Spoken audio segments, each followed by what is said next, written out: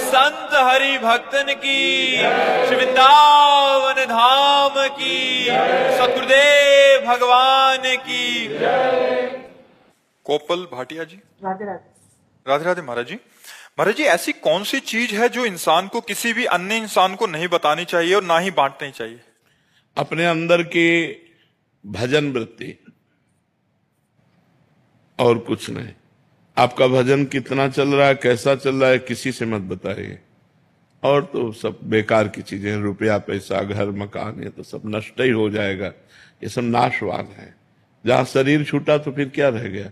लेकिन इसे गुप्त रखना चाहिए, अपने भागवती का अनुभव गुप्त रखने चाहिए, भगवान की कृपा जो आप पर हो रही उसे गुप्त रखना चाहिए, अपने भजन का प्रभाव, अपने भजन की रुचि, अपने भजन की बढ़ोत्तरी, ये सब गुप्त रखना चाहिए। भागवतिक संबंध से सब गुप्त रखना चाहिए। अगर हम किसी से प्यार करके कहना भी चाहते हैं तो एक संत मिले थे, उन्होंने ऐसा बताया था कि ऐसे से ऐसा किया जाए तो ऐसा लाभ मिलता है। बस मैं वो किया और मुझे लाभ मिला ये नहीं बताना है। वो ऐसे से ऐसा, उन्होंने, एक साधक ने ऐसा अनुष्ठान भी किया तो उसको लाभ मिला। अब वो साधक आप ही हैं, लेकिन आप एक साधक, अमुक साधक, किसी साधक ने ऐसा अनुष्ठान किया तो उसको ऐसा लाभ हुआ। ये नहीं बताना चाहिए कि मैंने अनुष्ठान किया मैंने लाभ लिया। उसे गुप्त रखा जाता है, उसे इशारे से बताया जाता है अपने प्रियजनों को। अप्रियजनों से तो वार्ता ही नहीं की जाती परमार्थ की। राजीव जी आगरा से। राधे राधे। राधे राधे महाराज जी। महाराज जी, क्या चिंता और भय केवल मानसिक स्थिति है या आध्यात्मिक दृष्टि से इसका कोई गहरा जड़ें हैं? इसकी चिंता और भय क्यों होता है? अज्ञान, अज्ञान। चिंता सापिन के नहीं खाया, को जग जाहि न व्यापी माया, गोस्वामी तुलसीदास जी ने लिखा है। चिंता रूपी सर्पनी ने कौन ऐसा जिसको खाया ना हो। अर्थात चिंता से सबको वही निश्चिंत हो सकता है जो भगवान में चित्त जोड़े है। जो शरीर और संसार में चित्त जोड़े है उसको चिंता जरूर व्यापेगी, चिंता जरूर आएगी। तो जो चिंता, उद्वेग, भय, शोक, विषाद, ये जो दोष है ये अज्ञान के कारण, अज्ञान में पाप होता, पाप का परिणाम ये होता है। तो यदि हम अध्यात्म से जुड़ें और पाप कर्म बंद हो जाए तो निश्चिंतता आ जाए, एक आनंद आ जाए। जो हमारी खोज है आनंद विषयों में, वस्तुओं में, स्थानों में, वो बाहर नहीं है, वो अंदर आनंद है। जब तक अंतर्मुख नहीं होंगे तब तक अंतर के आनंद का अनुभव नहीं होगा। अंतर्मुख होने के लिए एक ही उपाय, खूब नाम जप करो।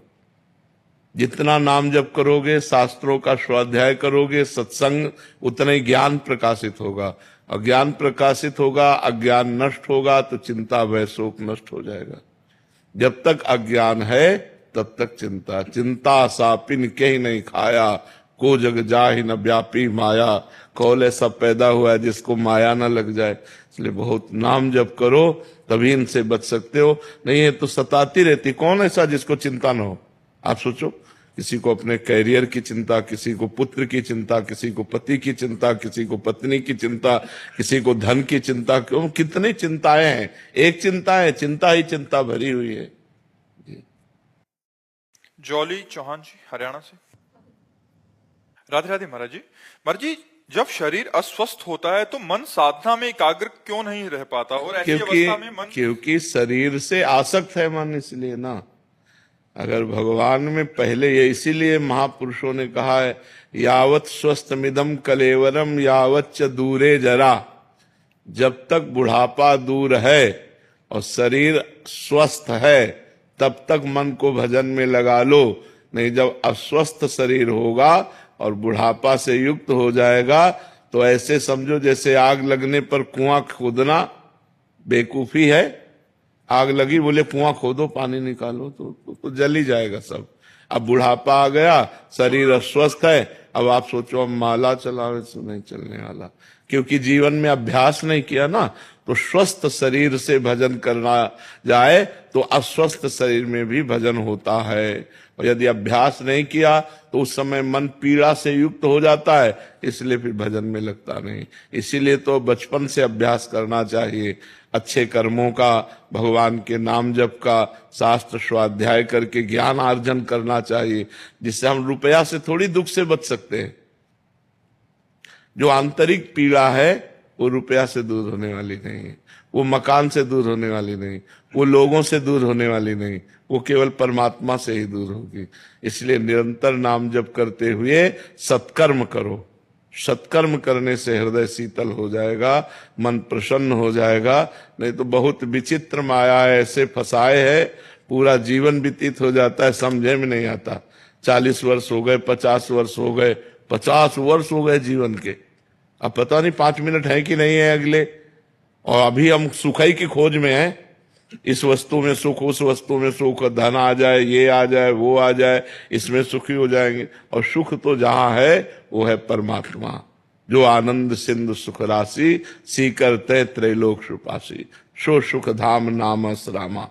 जो भगवान सुख धाम है वही आनंद सिंधु है। उनका जब तक जप नहीं करोगे, भजन नहीं करोगे, तब तक शांति आनंद ये सब प्राप्त होने वाला नहीं। जो खूब नाम जप करो। रेखा जी मुंबई से। राधे राधे महाराज जी।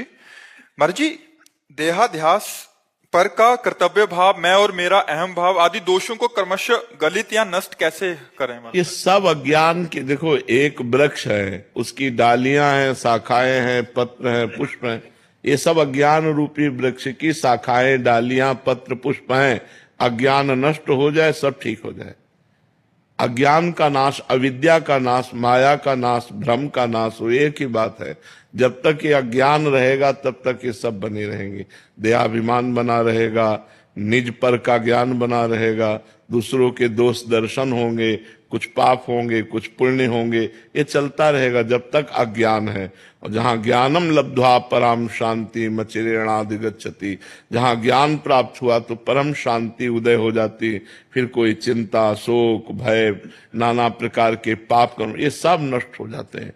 जीव परमानंद में, परमानंद क्या अभी जानते ही नहीं हो, अभी मिले नहीं तो कैसे केवल शब्द है परम आनंद, किंचन मात्र दुख नहीं, आनंद ही आनंद उसके हृदय में होगा जो श्री भगवान के चरणों में चित्त जोड़ेगा।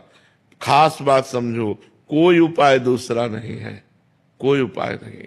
मामेव ये प्रपद्यन्ते माया में ताम तरन्ते, जो मेरी शरण में आ गए, मेरा भजन करते हैं, वही मैं और मोर तोड़ते माया, इसी से पार हो गए। नहीं तो यही माया का स्वरूप है, ये मेरा, ये तेरा, मैं तू, मैं और मोर तोड़ते माया, यही बस कीन्हे जीव निकाया, गो गोचर जहां लग मन जाई, सो सब माया जानो भाई। इसलिए नाम जप करो। नाम जप एक ऐसी औषधि है जो भवरोग का नाश करके, अज्ञान का नाश करके ज्ञान प्रकाशित कर देती है। नेहा जी दिल्ली से। राधे राधे। राधे राधे महाराज जी। गुरुदेव, हर भक्त अपने जीवन का अंतिम लक्ष्य भगवान को प्राप्त करना चाहता है, पर आपके अनुभव में भक्ति यात्रा का वास्तविक सार किस चरण में प्रकट होता है? जब हृदय पहली बार भगवान से जुड़ता है, या जब कठिनाइयों और परीक्षाओं के बीच में विश्वास बना रहे, या भक्ति करने वाला भगवान की उपस्थिति का अनुभव करे? भक्त कैसे जाने कि उसकी यात्रा के वो किस चरण में है? एक भी परिस्थिति में भगवत विस्मरण सेकंड भर भी ना हो तो सुनो, एक भी कोई परिस्थिति अनुकूल या प्रतिकूल और हम भगवान को भूल गए तो हमारी भक्ति की कसौटी में हम फेल हो गए। तद विस्मरणेन परम व्याकुलते थी, भगवान का विस्मरण होते ही परम व्याकुलता जागृत हो जाए, सबसे बड़ी कसौटी है। सुख आए या दुख आए, अच्छी परिस्थिति हो या बुरी परिस्थिति हो, लोग सम्मान कर रहे हो या अपमान कर रहे हो, भगवान का विस्मरण ना हो, यही कसौटी है। त्रिभुवन की राजलक्ष्मी देने पर भी जो आधे पल के लिए अपने प्रभु का विस्मरण न करे वही महाभागवत है। जो कहीं किसी भी प्रकार का राग नहीं, एकमात्र मेरे तो गिरधर गोपाल दूसरों न कोई, वो महाभागवत है। जो संपूर्ण सृष्टि में भगवान की लीला को देख रहा है, जन्म लीला, पालन लीला और संहार लीला, वो महाभागवत है। जो केवल भगवान की लीला देख रहा है, ये सब भगवान की लीला हो रही, न किसी से अपनापन, न किसी से द्रोह, निरंतर भगवान में स्थित है, वो महाभागवत है। ये पहचान अंदर की है। हर परिस्थिति में भगवान का स्मरण चलना चाहिए। स्मरण रुक गया, आप कच्चे हैं। चाहे जैसी भयानक परिस्थिति हो, हमारे अंदर भगवान का स्मरण चल रहा है, यही सबसे खास स्थिति है। भगवान का स्मरण निरंतर चलता रहे, स्मरण ही भगवान मांगते। अनन्य चेता सततम यो माम स्मरति नित्य सा तस्याहम सुलभा पार्थ।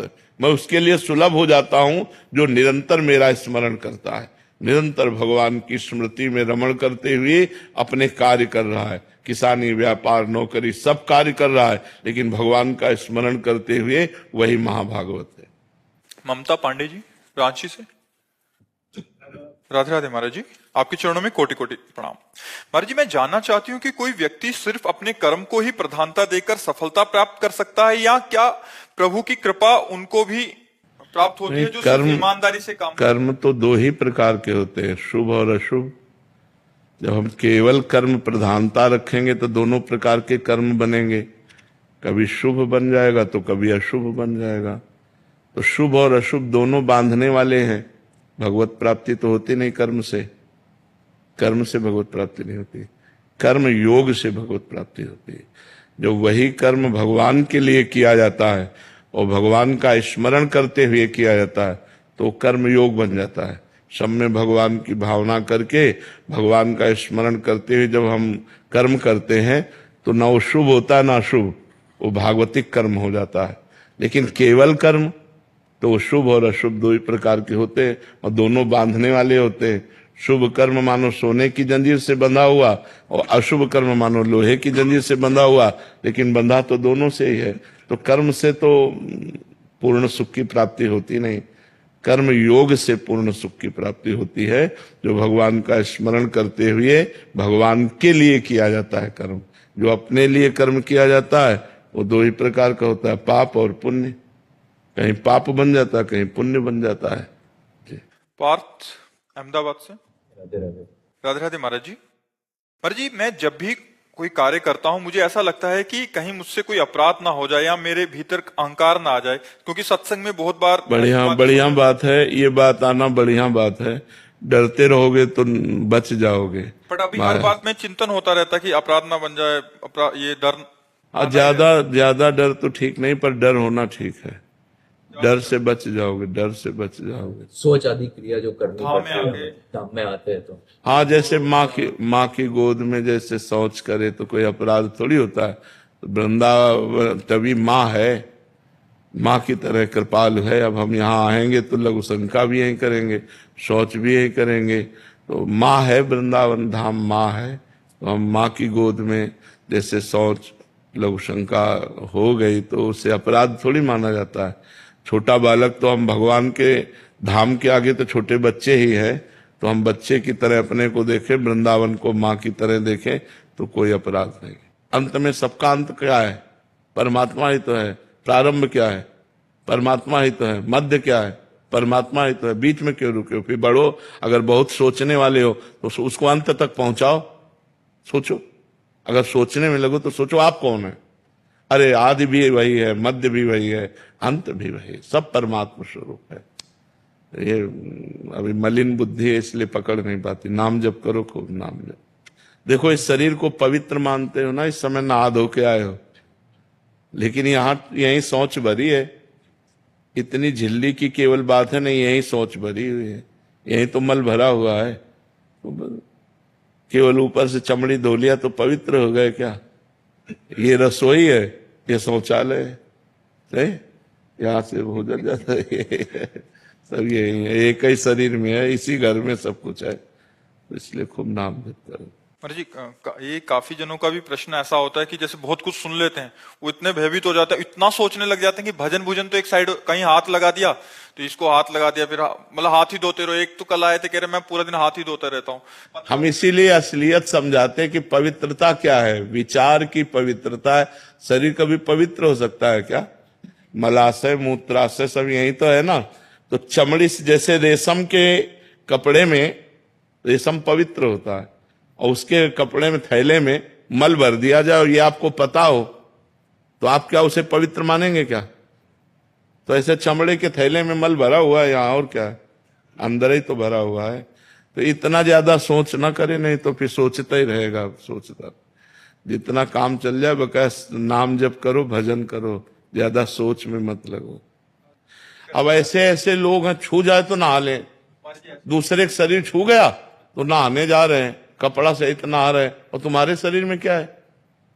होश करो, तुम्हारे शरीर में क्या? वही मलमूत्र कप पित्त बात वही तो भरा हुआ है, उसके छूने से नहीं, यही सब सोच जमा है, यही मलमूत्र जमा है। पर जी मुख्य बात भजन है, भजन, मतलब ये भजन के लिए तो पवित्रता धारण बस किया बस बस बस, भजन के लिए पवित्रता है।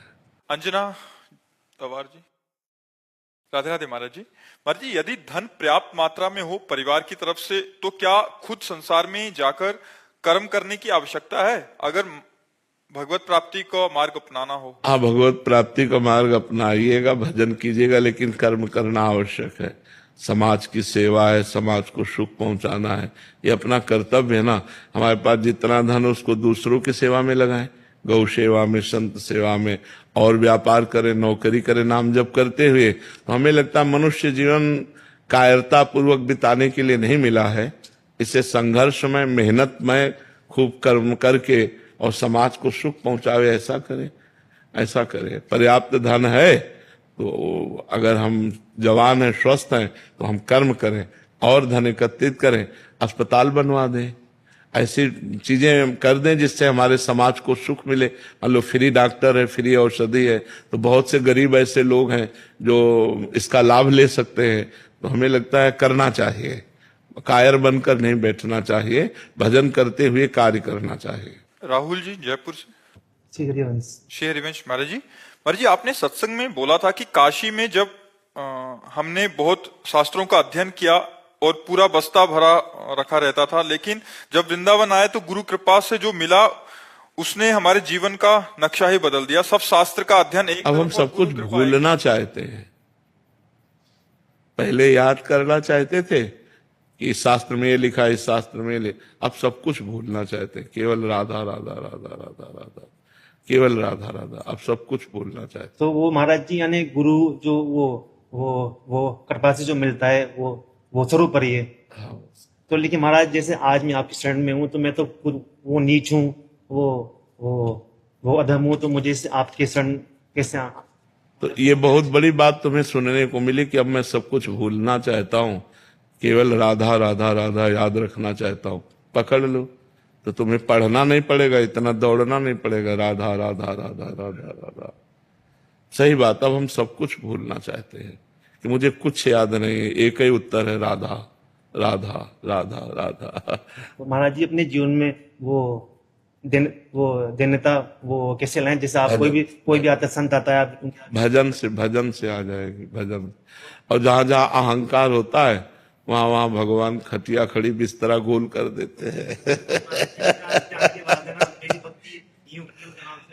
नहीं, अब जैसे अपने लोग हैं ना, तो अपनी ऐसी स्थिति समझ में आती है कि अगर अंगुली ऐसे भी हो रही तो मेरे भगवान की कृपा से हो रही, मेरी सामर्थ्य नहीं कि मैं ऐसे अंगुली कर सकूं।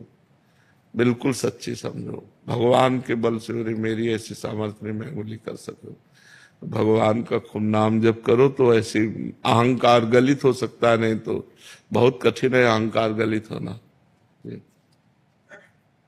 निकिता जी, राधे राधे महाराज जी। महाराज जी बचपन से हमें सिखाया है कि अच्छा करोगे अच्छा होगा। जीवन में फिर कठिनाइयां आती हैं और हम उसके लिए तैयार नहीं होते, फिर सब ये कहते हैं कि पिछले जन्म के कर्म है। ऐसे में बिना कुछ जाने सब कुछ स्वीकार करके कैसे आगे जीवन बिताया जाए? महाराज जी कह रहे हैं कि अच्छा करेंगे तो अच्छा होगा, ये अभी सिखाया जाता है, बट पूर्व के कुछ कर्मों का प्रभाव से परिस्थितियां ऐसी आई तो फिर उसके लिए हम तैयार नहीं थे, तो उसमें फिर कैसे सामंजस्य बनाए? पीछे के कर्मों का फल है या अभी जो हम कर्म कर रहे हैं तो उसका अच्छा ही होगा? नहीं, अभी जो हम अच्छा कर्म कर रहे हैं वो आगे फल मिलेगा। फसल तुरंत बो के थोड़ी काटी जाती, 4-6 महीना लगता है। ऐसे ही जो हम अभी कर्म कर रहे हैं वो आगे फल मिलेगा, लेकिन पीछे जो हमारे द्वारा कर्म हो गए हैं उनका फल अभी हमें भोगना पड़ रहा है। इसलिए नाम जप करे तो पीछे के कर्म को भोगने की सामर्थ्य देगा और आगे के गंदे कर्मों को भस्म कर देगा। नाम जप इसीलिए सबसे हम प्रार्थना करते हैं कि थोड़ा ही सही पर नाम जप जरूर कीजिए, राधा राधा राधा राधा, जिससे तुम्हारा मंगल होगा, तुम्हारा कल्याण होगा, तुम दुख सहने लायक बनोगे। नहीं ऐसे ऐसे दुख आते हैं, ऐसा लगता है कि अब क्या करें, पर नाम जप के द्वारा उस दुख को सहा जा सकता है, उसको झेला जा सकता है। तो नाम जप जरूर करना चाहिए, सबको नाम जप करना चाहिए, क्योंकि कोई ऐसा नहीं जिससे पाप न बना हो, पुण्य न बना हो। तो जब पाप का फल आता है तो दुख, विपत्ति, संकट आता है, और जब पुण्य का फल आता है तो सुख, संपत्ति और लाभ प्राप्त होता है। इसलिए नाम जप करो, नाम जप से ये सब ठीक होगा। मधु जी दिल्ली से। राधे राधे महाराज जी। महाराज जी, पूजा हमेशा आसन पर बैठकर ही करनी चाहिए, ऐसा क्यों कहते हैं? और जब हम श्वास श्वास सिमरन करते हैं तो हम आसन पर तो नहीं बैठते, तो क्या वह उचित नहीं, किसने कहा कि केवल आसन पर बैठकर ही पूजा होती है? पूजा तो चलते फिरते भी होती है। अगर हम मानसिक कोई सेवा कर रहे हैं, सांसारिक कार्य कर रहे हैं और भगवान के भाव में डूबे, तो क्या उस समय पूजा नहीं हो रही क्या? ये तो प्रारंभिक बात है कि शुरुआत करने के लिए आसन में बैठकर पूजा शुरू करते हैं, नहीं तो हमारी हर कर्म पूजा है। केवल अगरबत्ती, धूप बत्ती, आरती करना ही पूजा थोड़ी, फावड़ा चलाना भी पूजा है, नौकरी करना भी पूजा है, व्यापार करना भी पूजा है। वो सब भगवान के कार्य हैं, उन्हें हम भगवान का मान करके, भगवान का स्मरण करते हुए करते हैं तो सब पूजा है। ऐसा नहीं कि आसन में बैठकर ही पूजा की जाती हो, फावड़ा चलाते हुए भी पूजा होती है, गोली चलाते हुए भी पूजा होती है।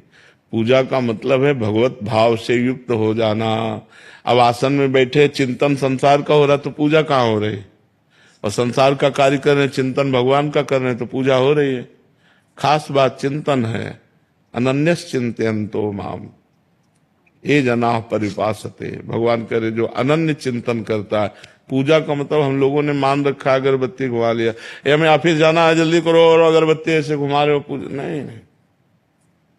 जब समय मिले तो अगरबत्ती भी घुमा लो, नहीं तो राधा राधा आराम से ऑफिस जा रहे हो, नाम जप करते हुए जा रहे हो, ऑफिस में काम कर रहे हो, नाम जप कर रहे हो, ये सब पूजा ही हो रही, सब भगवान के ही कार्य हैं। लाडली सहचरी अमेठी से। महाराज जी, मेरा प्रश्न यह है कि इस अधम से इतने पाप हुए हैं कि बार बार उसी का चिंतन होता है, बहुत भय लग रहा है। गुरुदेव भगवान, हम आपकी शरण में हैं, आप हमें दंड दें या प्रायश्चित करवाएं। भगवान की शरण में सब हो। भगवान अहम त्वाम सर्व पापेभ्यो मोक्षयिष्यामि मा शुचः। भगवान कह रहे मैं तुम्हें समस्त पापों से मुक्त कर दूंगा, तुम मेरी शरण में आ जाओ। तो हम लोग सब मिलकर भगवान की शरण में चले, भगवान के चरणों का आश्रय लें, भगवान का नाम कीर्तन करें। भगवान के सुमिरन से ही हमारे सारे पाप नष्ट हो जाएंगे, और पाप करने की जो प्रवृत्ति है वो भी नष्ट हो जाएगी। एक पाप करना होता है और एक पाप करने की प्रवृत्ति होती है। तो पाप हुआ, प्रायश्चित हो गया, पर प्रवृत्ति नष्ट नहीं हुई तो फिर पाप करा देगी। तो नाम जब तो नष्ट करता है पाप को, पाप की प्रवृत्ति का भी नाश कर देता है। तो हमें खूब नाम जप करना चाहिए भगवान की शरण होकर, जिससे हमारे सारे पापों की प्रवृत्ति का ही नाश हो जाए। महाराज जी, पाप नष्ट हो गए, इसका क्या थर्मामीटर है? हृदय निर्मल हो जाएगा, हृदय शांत हो जाएगा, चिंता भय शोक नहीं लगेगा। उस पाप का भी फिर चिंतन नहीं होगा? नहीं, उस पाप का भी चिंतन नहीं। ये मतलब उसका ये आंकलन? हाँ, जब तक वो चिंतन होकर जलाता रहे तब तक अभी है, और जब चिंतन ही उसका खत्म हो गया, केवल भगवान का चिंतन हो रहा, तो वो पाप गया। फिर तो सहजानंद अपने आप पाप के नष्ट होते ही आनंद की अनुभूति होने लग जाएगी। बिल्कुल बिल्कुल। महाराज जी, चिंतन निरंतर बढ़े और मन के विकार दूर हो, उसके लिए क्या करना चाहिए? हठ पूर्वक भजन, जबरदस्ती भजन, अपनी जबान से जबरदस्ती नाम जप। कोशिश करने के बाद भी कई बार मन संसार में भागता मन भागने से कुछ लेना देना नहीं, जबरदस्ती नाम जप जबान से। यह जिह्वाग्रे वर्तते नाम तुभ्यम, जिसकी जिह्वा के अग्रभाग पर आपका नाम विराजमान है। और नाम जप का प्रयास करने के बाद भी कई विकार कम नहीं हो रहे, मन के विकार हो जाएंगे, धीरे धीरे हो जाएंगे। बड़ा वृक्ष जब जड़ से उखड़ता है तो महीनों हरा भरा दिखाई देता है, लेकिन जड़ उसकी उखड़ गई है। अब नाम जप हम कर रहे हैं तो संसार रूपी दोषों की जड़ उखड़ गई है, धीरे धीरे वो शांत हो जाएंगे। मन से करना चाहिए या जबान से? जबान से, जबान से, क्योंकि मन तो तब लगेगा जब पवित्र हो जाएगा। मन तो तब लगता है जब पवित्र हो जाता है। अभी अपवित्र मन है, वो भोगों में जाएगा, तो हम इसको पवित्र कैसे करें? ये राम नाम मणिदीप धरी, जीह दे हरि द्वार, तुलसी भीतर बाहिरो जो चाह सो त्याग। भगवान के नाम रूपी मणि को जीभ रूपी द्वार पे रख लो तो हृदय भी पवित्र हो जाएगा और बाहर भी पवित्र हो जाएगा। महाराज जी, एक बार पवित्र होने के बाद फिर अपवित्र होने की दशा रहती है? हाँ, जब तक भगवत साक्षात्कार नहीं हो जाता तब तक यही दशा चलती रहती है, पवित्र फिर अपवित्र, पवित्र फिर अपवित्र, और जब ज्ञान हो जाता है तब परम पवित्र हो जाता है, फिर अपवित्र नहीं। महाराज जी, रुचि ना आए तब रुचि नहीं आती है, ये रुचि भजन में रुचि पाप के कारण नहीं आती। जब पाप नष्ट हो जाएगा तो भजन में रुचि हो जाएगी, भगवान में रुचि हो जाएगी। पाप नष्ट हो जाए बस। रुचि ना आने पर भी करे। हाँ, जबरदस्ती। तभी इनसे कहा हठ पूर्वक भजन करना, जबरदस्ती भजन करना। मन लगे ना लगे हमें भजन करना है। भाव कुभाव अनख आलसहु नाम जपत मंगल दिश दशहु। दशो दिशाओं में उसका मंगल ही होगा जो नाम जप करता है। महाराज जी, एक और साधक की दृष्टिकोण से पूछ रहे हैं। महाराज जी, जब मन पवित्र होने लग जाता है उसके बाद प्रभु का भी रोल रहता है। महाराज जी, प्रभु भी, जैसे आप तुलसीदास जी के उसमें कहते हैं प्रभु प्रेरक बरजे, तो महाराज जी प्रभु शासन करते हैं क्या? हाँ, मन पवित्र तभी होता है जब प्रभु कृपा करके भजन में हमारे अंदर एक हठ पैदा करते हैं। राधा राधा राधा राधा राधा राधा, ये भगवान की कृपा से ही होगा। नहीं तो मन नहीं लग रहा तो फिर कैसे जप करें? भाई मन लग रहा है, आनंद आ रहा तब तो जप होगा। जब आनंद ही नहीं आ रहा, मन ही नहीं लग रहा तो जप कैसे होगा? फिर भी जप करना, यही कृपा है। फिर वो कृपा से जप होता है, उसे करना ही करना, दूसरा कोई उपाय नहीं। मन को निर्मल करने का, संसार से मुक्त होने का, दुखों से बचने का भजन के सिवा कोई उपाय नहीं। भजन ही एक उपाय है, करना ही पड़ेगा। जबरदस्ती कर लो, आज कर लो, चाहे अगले जन्म में कर लेना। वासनाओं का चिंतन नहीं करना चाहते पर फिर भी चिंतन होता है। बस उपासना से वासना भस्म हो जाती है। उपासना में, हाँ, इतना समय उपासना में दीजिए कि वासना को समय ही ना मिले। हर समय हमारा बिजी, तो अंदर से जो दुर्वासना मम सदा परिकर्षयन्ति, दुर्वासनाएं जो हमें खींचती हैं वो धीरे धीरे शिथिल हो जाएगी, पर अधिक भजन होने पर। जब चलता रहता कंटिन्यू फिर भी वो वासना का चिंतन होता है। आप वैसे हमने कई बार बताया है, अगर हमारा पाप 500 ग्राम है और भजन 50 ग्राम है तो हमें अनुभव में नहीं आएगा। जब भजन हमारा 550 ग्राम हो तब समझ में आएगा कि अब हमें आनंद की अनुभूति हो रही है, अब दिव्यता का अनुभव हो रहा है, अब वासनाएं नष्ट हो रही, सब अनुभव होने लगेगा। पर अभी तो पहाड़ का पहाड़ पाप जमा है और भजन बहुत थोड़ा है। इसलिए हमें भजन करते रहना चाहिए, चिंता नहीं करनी चाहिए। कुलजीत जी लखनऊ से। श्री हरिवंश महाराज जी, महाराज जी, इस संसार में पत्नी माँ का रोल निभाते हुए उनसे आसक्ति हो जाए तो उससे कैसे बाहर निकले महाराज जी? उनमें भगवान का भाव करे, क्योंकि देखो जब भगवान नहीं रहते तो हम किसी को प्यार नहीं करते, चाहे पति हो चाहे पुत्र हो। जब उसके हृदय से भगवान अंतर ध्यान हो जाते हैं, भगवान ही का तो पावर है। ये जो बिजली है शरीर में ना, बोलना, हंसना, देखना, खाना पीना, ये भगवान का ही पावर है। मान लो ये हाइलोजन जल रहा है तो बिजली से, पंखा चल रहा है तो बिजली से, ये एसी चल रही तो बिजली से। ऐसे स्त्री पुरुष जड़ चैतन्य जो भी हलचल हो रही वो ईश्वर से हो रही। जब हमारे पुत्र से ईश्वर निकल जाता है तो हम पुत्र के शरीर से कहाँ प्यार करते हैं? तो हम कहीं ना कहीं ईश्वर से ही तो प्यार कर रहे हैं। पत्नी के शरीर से भगवान अंतर ध्यान हो जाए तो हम पत्नी के शरीर को जला देते हैं, तो हम कहाँ प्यार करते हैं? उसके शरीर से। हम कहीं ना कहीं अनजाने में परमात्मा से ही प्यार कर रहे थे। तो हमें चाहिए कि जब हम अपने पुत्र को, पति को भगवत स्वरूप देखें तो फिर ये डर खत्म हो जाएगा कि कहीं हमारी आसक्ति हो गई, तो फिर भगवान में ही आसक्ति होगी। उस रूप में भगवान ही है, पति रूप में भगवान ही है, पुत्र रूप में भगवान ही है, ऐसा मानना चाहिए। महाराज जी, क्या योग वशिष्ठ हम पढ़ सकते हैं? हाँ, पढ़ सकते हैं, क्यों नहीं पढ़ सकते। पर हमें लगता है गुरुजनों से सुना जाए तो ज्यादा अच्छा है। गुरुजनों से शास्त्र सुना जाए तो ज्यादा लाभ प्राप्त होता है। पढ़ने में हमारी जितनी मति उतना ही पढ़ पाएंगे, लेकिन गुरुजन जब हमें समझा के कहते हैं तो ज्यादा हमारी समझ में आता है। आदर्श सिंह जी झांसी से। राधा वल्लभ सिंह। महाराज जी, आपकी एक वीडियो देखा जो उसमें आपने कहा कि भगवान श्री कृष्ण को एक बार साष्टांग प्रणाम करेगा उसे 10 अश्वमेध यज्ञ का फल प्राप्त होता है, और 10 अश्वमेध यज्ञ का फल प्राप्त होने वाले को भी स्वर्ग की प्राप्ति होती है, पुनः मृत्यु लोक में आना पड़ता है। परंतु श्री कृष्ण जी को जो प्रणाम करने वाला है उसे जन्म नहीं लेना पड़ता। तो यही सुन के महाराज जी इन्होंने विचार किया कि वृंदावन जाएंगे बिहारी जी और सबको प्रणाम करेंगे। पर महाराज जी मैंने बहुत बार प्रणाम कर लिया, मैं गिना नहीं, तो अब तो मुझे मृत्यु लोक में नहीं आना पड़ेगा। विश्वास करो, विश्वास करो, विश्वास से ये सब बात बन जाएगी। नहीं, नाम जप करो तो विश्वास और दृढ़ होने लगेगा। नाम जप करते रहो। कीर्ति दुलारी जी। श्री हरिवंश महाराज जी। महाराज जी मेरा कोई ऐसा प्रश्न नहीं है, अगर कभी आता है तो जवाब मिल जाता है, फिर भी मन में एक बात आई है, क्षमा करना महाराज जी।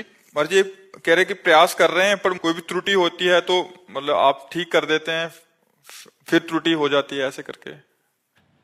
भगवान का चिंतन करो, लीला गायन करो, लीला श्रवण करो और शांत रहो। जो गलतियां हो उनको पुनरावृत्ति ना हो ऐसा दृढ़ भावना करो और चलते रहो। ये बहुत बड़ा मार्ग है, ये भगवत मार्ग कोई छोटा मोटा मार्ग नहीं, सबसे बड़ा मार्ग है। तो इस मार्ग में बहुत धैर्य पूर्वक चला जाता है। आनंद ना आए तो भी, गलतियां हो तो भी, जैसी भी परिस्थिति हम कदम आगे बढ़ाते रहे तो हम सफल हो जाएंगे। भगवान एक दिन हमको निर्मल कर देंगे, भगवान एक दिन हमें सुधार देंगे, पक्का विश्वास रखो। रूपा जी कर्नाटक से। राधे राधे महाराज जी।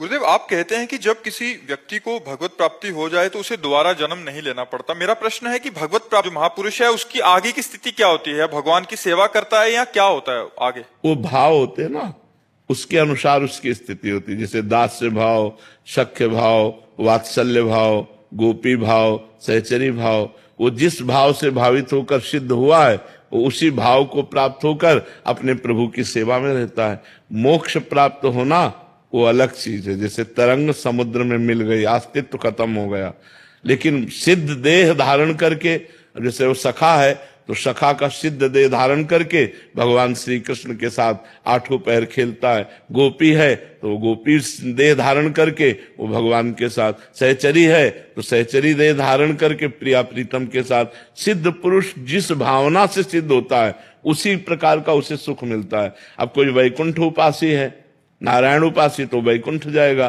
कोई राम उपासी तो साकेत धाम जाएगा, शिव उपासी है तो कैलाश धाम जाएगा, अगर प्रिया प्रीतम को उपासी तो वृंदावन धाम आएगा, अगर गोलोक बिहारी को उपासी है तो गोलोक धाम जाएगा। अलग अलग साधकों की भावना है, तो जैसी भावना हमारी सिद्ध होती है वैसे ही हमको प्राप्त होता है भगवान का धाम, भगवान की लीला और भगवान का रूप।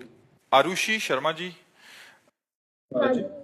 महाराज श्री, संसार में ऐसा बोला जाता है कि संत या बाबा बनना तो बहुत आसान है, असली जीवन तो जिम्मेदारी और ग्रस्त जीवन हम में कह रहे हैं है। संत और बाबा बनना बहुत कठिन है। बड़ी लंबी सांस लेके बोल रहे हैं। संत तो कोई भी बन सकता है। बन के दिखाओ, तुम्हें बहादुर समझे। और हम तुम्हें संत के नियम बताते हैं, उसके अनुसार चलो, तुम्हें बहादुर माने। कोई हमें प्यार करने वाला नहीं, जितने प्यार करने वाले थे सबसे काट, माता पिता भाई बंधु परिवार सब। कोई मनोरंजन नहीं, किसी भी तरह का कोई मनोरंजन नहीं। हर समय मन को मारना, थोड़ी भी चूक हो जाए तो संसार थूक दे। साधु का जीवन जानते हो कितना कष्टमय जीवन होता है। अब तुमने केवल बाहरी देख लिया, बोले बहुत मौज में है। 8-8 दिन भोजन नहीं मिला, 8-8 दिन भोजन नहीं मिला, बड़े कष्ट, लोग गालियां देते, बड़े कष्ट में जीवन व्यतीत होता है। ऐसे थोड़ा रह के देखो कि हम अगर गृहस्थ जीवन में रहते हैं तो जिम्मेदारियां भी होती है। तो तुम्हारे को तो 2-4 की जिम्मेदारी होगी, हमें तो हजारों की जिम्मेदारी है। बाबा जी का मतलब क्या समझते? तुम्हारे 2-4 घर परिवार के लोग होंगे, हमारे हजारों हैं। आप नहीं है हमारे परिवार के, हम क्यों आपसे बात कर रहे हैं? क्या हमारी जिम्मेवारी नहीं है आपके दिमाग को ठीक करना, आपको स्वस्थ रखना, आपको प्रसन्न रखना? तो हम जिम्मेवारी का तो निर्वाह कर रहे हैं। नहीं, हम यहाँ क्यों बैठे हैं? कोई फीस दे के आए हो क्या? तो हम अपनी जिम्मेवारी तो निभा रहे हैं कि आप हमारे हो, हमारे देश के हो, हमारे परिवार हो, हमारे भगवत स्वरूप हो, आप अच्छे आचरण वाले बनो।